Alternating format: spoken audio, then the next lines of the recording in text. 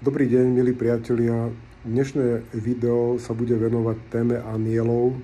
Áno, dobre ma počujete. Anielských bytostí. A v prvom rade som chcel zareagovať na niektoré pochybnosti, ako že anieli či vôbec existujú, alebo či to je len výmysel nejakej fantázie. Tak chcem vám povedať s určitosťou, anielské bytosti existujú. A existovali dávno aj v minulosti a budú existovať aj o 100, o 1000 rokov po nás. A je úplne jedno, či tomu veríme alebo neveríme. Áno, anielské bytosti vlastne sú aj vyznačené, zobrazené na všetkých, na množstve svätých obrazov, sú zobrazované a popisované v Biblii, aj v Koráne, a dokonca aj v starom zákone sú. Takže netreba o nich pochybovať, hoci áno, nejaký konzil pápežský v nejakom roku ich oficiálne zrušil, ale tí anjeli, tým pádom ich existencia naďalej trvá.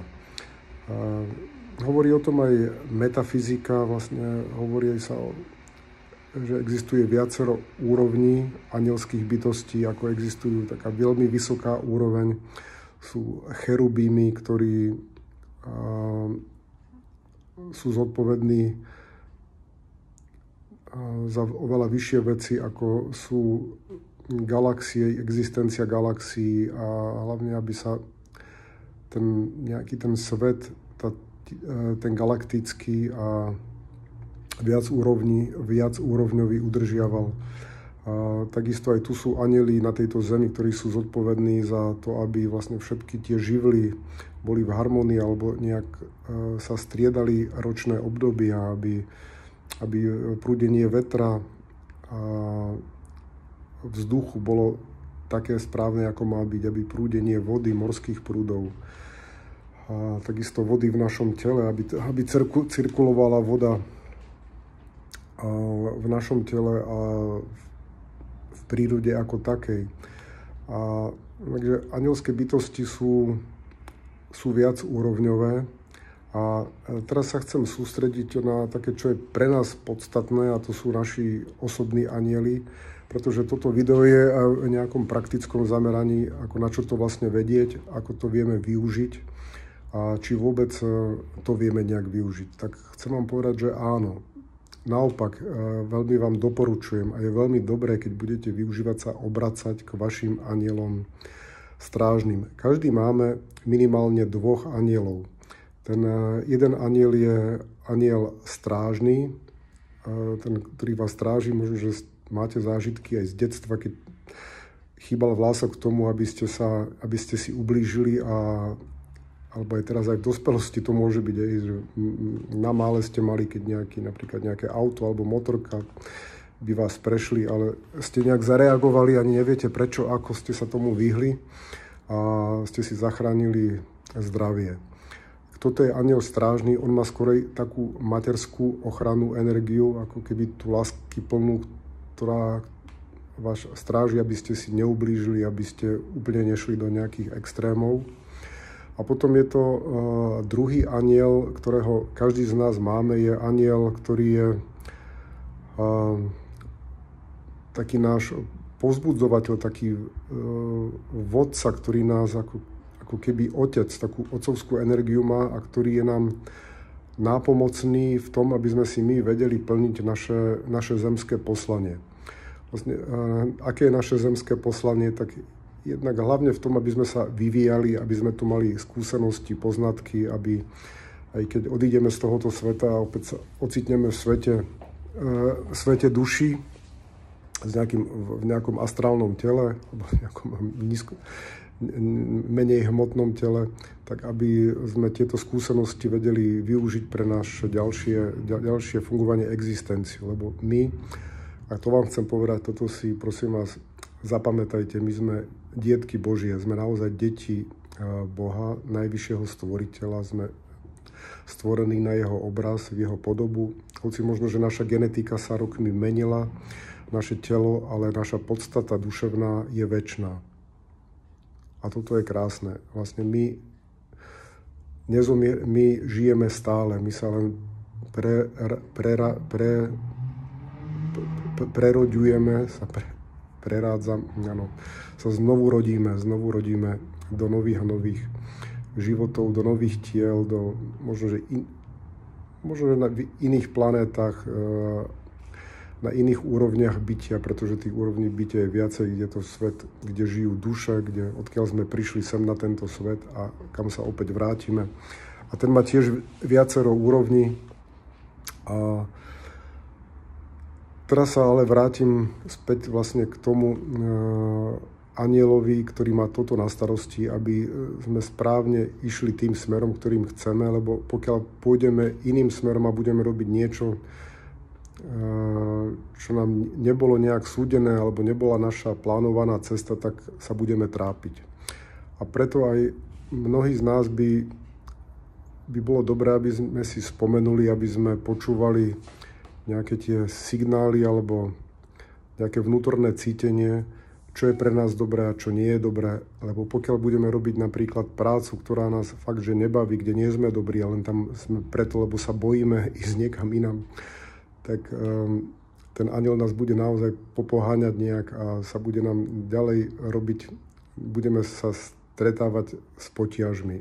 Ale naopak, ak jednoducho budeme počúvať aj to anjelské volanie, kam máme ísť, s kým máme byť, s kým máme žiť, ako máme žiť, tak sa nám bude vodiť lepšie.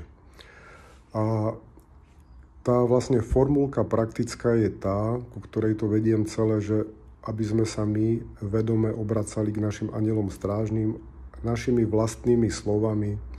Anjeličkovia moji strážni, prosím vás, ochraňujte ma, vedte ma v mojom živote, v mojich vzťahoch, aby som mal správne, dobré vzťahy, aby sa naladili moje vzťahy s manželom, s manželkou, s mojimi deťmi, aby som mal správnu robotu, aby som sa posúval v práci, ale aby som robil to, na čo som určený a k čomu mám svoje vklady a schopnosti pri mojom narodení a podľa mojich darov.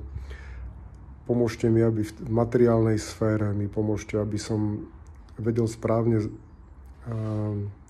aby som vedel zarábať to, čo mi prináleží, aby som si vedel pýtať peniaze, aby som našiel ten spôsob zarábania peňazí, aby som si vedel nájsť nové bývanie napríklad, aby som sa vedel rozhodnúť pre správne auto, aj takéto veci, aby som vedel, ako povedať šéfovi, čo po ňom chcem, aby mi šéf rozumel napríklad, aby mi môj manželka rozumela, moje deti, aby som správne vedel s nimi komunikovať. Na všetky tieto veci práve naopak treba sa obracať a oni tým anjeli vlastne rastú. Im dávame týmto vlastne našim vierou v nich a týmto príhovorom im dávame energiu, oni rastú a sú vďační a to sú naši najlepší priatelia. Niekedy dokonca naši priatelia nám môžu závidieť alebo nám môžu dať falošné doporučenia, ale anjeli naopak, tí nám budú dávať len pravdivé a len to skutočné, pretože to sú naši najbližší pomocníci a boli stvorení Bohom, títo naši osobní anjeli na to, aby nám pomáhali. Sú anjeli, ktorí, ako som hovoril, ktorí sa starajú o prírodu, o chod vecí vo vesmíre, ale sú anjeli, ktorí sa starajú o každého z nás. Sme Božie bytosti, sme Božie dietky. A ja napríklad občas si pýtam aj ochranu od tých anjelov, keď idem spať. Niekedy proste mám sny, kde ma, ako sa hovorí, všetci čerti naháňajú, alebo nejak nemám proste dobré spanie, ale keď si poprosím ochranu od mojich anjelov, tak ráno sa cítim s oveľa väčšou energiou oddychnutý, vyspatý. Skúste to niekedy na tých anjelov sa obracať. Jednak pomôžete sebe.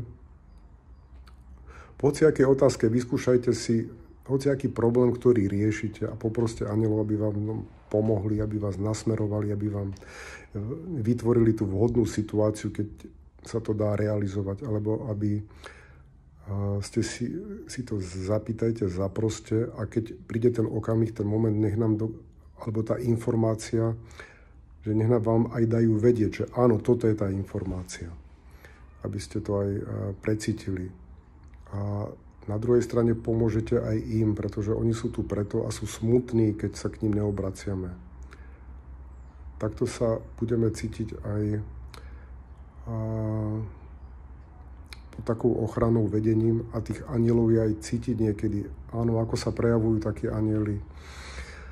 Niekedy, kto má citlivejší oligo, teda nos, ňuch, tak niekedy ich prítomnosť vieme zacítiť takým ako keby takou vôňou, ktorá je zrazu v tom prostredí, v našom okolí, bez toho, aby tu bola nejaká vonná sviečka, alebo aby sme zapalili, aby mali nejakú vôňu umelú, tak precítime vôňu. Niekedy to je pocit objatia.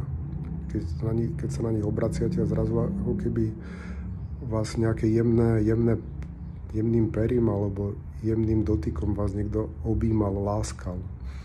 Je to keby taký jemný Vánok zrazu príde, ako, aj keď máte okná zatvorené. Tak takto sa oni prejavujú a hlavne to v srdci budete cítiť, ako v duši zrazu taký pocit takého niečoho, takého príjemného, až vás môžu až slzy ísť do očí. Tak vtedy tí anjeli sú pri vás. Objímam vás, moji priatelia, a dúfam, že toto video vám bude nápomocné a teším sa, že vás môžem takto kontaktovať. Pekný deň prajeme, alebo večer.